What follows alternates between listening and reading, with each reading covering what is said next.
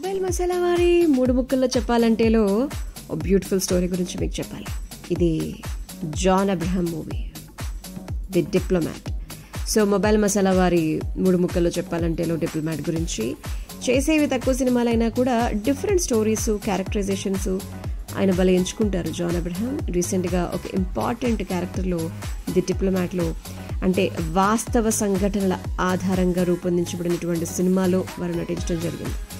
So ఎలా ఉంది ఏంటి అంటే గనక స్టార్టింగ్ సీన్స్ పక్కన పెట్టేస్తే స్టోరీ పరంగా, యాక్టర్స్ పరంగా, డైరెక్షన్ పరంగా రియలిస్టిక్ ఎంగేజింగ్ డ్రామానే ఈ డిప్లొమాట్ అని చెప్పాలన్నమాట. మొదటి మాట కథలోకి వెళ్ళిపోతే, జేపీ సింగ్ పాకిస్తాన్ ఇస్లామాబాద్లో భారత్ డెప్యూటీ హై కమిషనర్గా బాధ్యతలు నిర్వహిస్తూ ఉంటాడు. ఒకరోజు ఉజ్మా అహ్మద్ తన భర్త తాహిర్, కుటుంబ స్నేహితుడైనటువంటి బషీర్తో కలిసి హై కమిషన్ కార్యాలయానికి రావడం జరుగుతుందన్నమాట. అండ్ భర్త అతని స్నేహితుడు అక్కడ లేని సమయం చూసుకుని డైరెక్ట్గా డెప్యూటీ హై కమిషనర్ గదిలోకి వెళ్ళిపోతుంది. తను భారతదేశానికి చెందినటువంటి అమ్మాయిని చెప్పి తాహిర్ బలవంతంగా పెళ్లి చేసుకుని అక్కడికి తీసుకొచ్చినటువంటి విషయాన్ని, తెగ హింసిస్తున్నాడు, బాధలు పెడుతున్నాడు అని చెప్పుకుంటూ ఎలాగైనా తనని ఇండియాకి పంపించాలని చెప్పి కోరుతుంది. విషయం మొత్తం జేపీకి అర్థమైనా ఉజ్మా చెబుతున్నది నిజమా కాదా అన్న ఒక సందిగ్ధత. మరి ఉజ్మా చెబుతున్నటువంటి మాటలో ఎంత సత్యం ఉంది? అసలు ఉజ్మా తాహిర్ ఉచ్చులో ఎలా పడింది? ఆ విషయాలు జేపీ ఎలా కనుగొన్నాడు? మరి ఆమెను భారత్కి పంపించేటువంటి క్రమంలో ఎలాంటి సవాళ్ళను అతను ఎదుర్కోవాల్సి వచ్చింది అనేటువంటిది ఖచ్చితంగా తెరపై చూసేయాల్సిందే.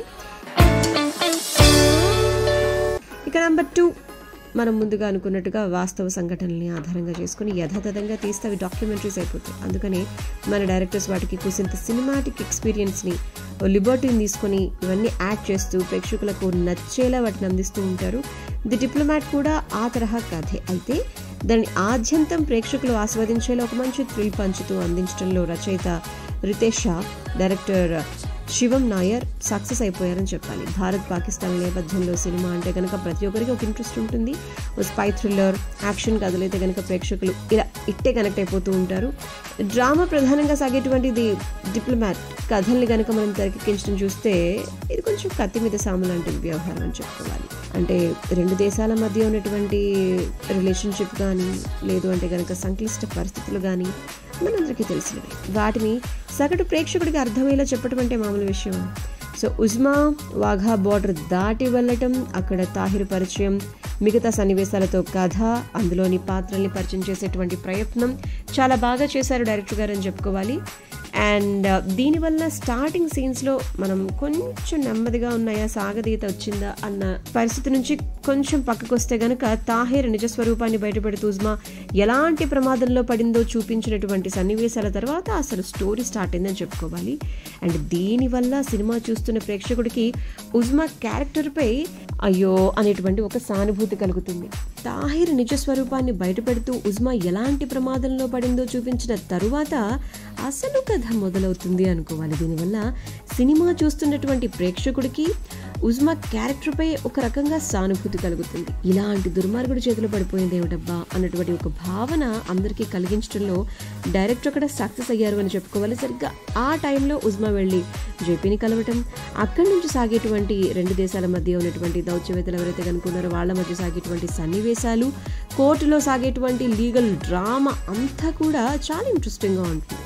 అక్కడక్కడ కొంచెం కథాగమనం కొంచెం నెమ్మదిగా అనిపిస్తుంది. అండ్ క్లైమాక్స్ సీన్స్, కథను ముగించినటువంటి తీరైతే కనుక ఖచ్చితంగా ఎవరైనా క్లాప్స్ కొడతారు.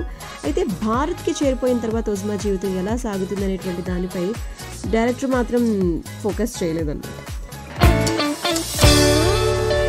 సో నెంబర్ 3, ఉజ్మా క్యారెక్టర్లో సాదియా చాలా అద్భుతంగా పర్ఫామ్ చేశారు. క్యారెక్టర్లో ఒదిగిపోయారని చెప్పాలి. ఇక రియల్ లైఫ్లో ఆ అమ్మాయి ఎలా జీవించారో అలా జీవించారా అన్నట్టుగా అనిపిస్తుంది. అండ్ భారత deputy high commissioner JP Singh, John Abraham కూడా చాలా సటిల్గా పర్ఫార్మెన్స్ ఇవ్వడం జరిగింది. సెకండ్ హాఫ్లో ఆయన పర్ఫార్మెన్స్లో చాలా డెప్త్ ఉంటుందన్నమాట. ప్రతి సీన్లో అది మనకు కనిపిస్తుంది. అండ్ సుష్మా స్వరాజ్గా రేవతి, అండ్ తాహిర్గా జగ్జీత్ సంధు వారి క్యారెక్టర్స్కి న్యాయం చేశారని చెప్పుకోవాలి. అండ్ సాంకేతికంగా కూడా సినిమా చాలా బాగుంటుంది. Special ops and Mukhbir, the story of spy వంటి ఓటీటీ కాంటెంట్తో అలరించినటువంటి డైరెక్టర్ శివం ది డిప్లొమాట్లో కూడా తన మార్క్ టేకింగ్ని చూపించడం జరిగిందనమాట. సో అందుకని కథ, యాక్టర్లు, డైరెక్షన్ సినిమాకి హైలైట్స్ అనమాట. సో చాలా రియలిస్టిక్గా, ఎంగేజింగ్గా ఉంటుంది ది డిప్లొమాట్ డ్రామా. మరి మీరు చూస్తే కనుక మీకు ఎలా అనిపించిందో మీ కమెంట్ని కూడా మాతో షేర్ చేసుకోవడం మర్చిపోరు కదా.